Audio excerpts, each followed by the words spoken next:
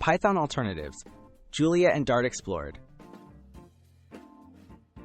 Python has long been a leader in tech careers, especially in data science and app development.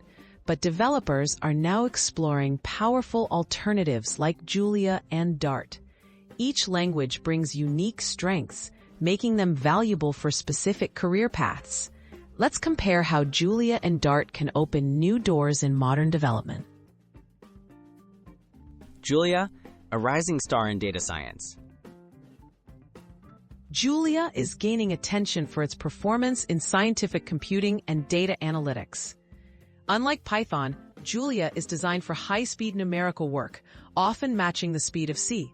Its simple syntax, support for parallel computing, and active scientific community make Julia an excellent choice for machine learning, simulations, and large-scale data processing. Dart, powering modern app development.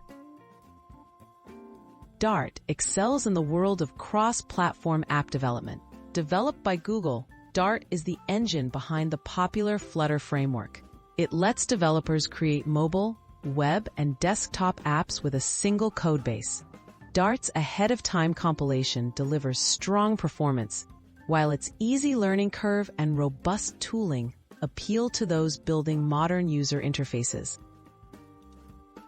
Comparing learning curves and ecosystems, Julia offers a relatively smooth transition for Python users due to its readable syntax, but its ecosystem is more specialized and smaller. Dart is approachable for those familiar with JavaScript or Java, and its documentation is extensive. While both communities are growing, Python's libraries remain unmatched in scale. So considering your project's needs and support is crucial before switching. career opportunities with Julia and Dart.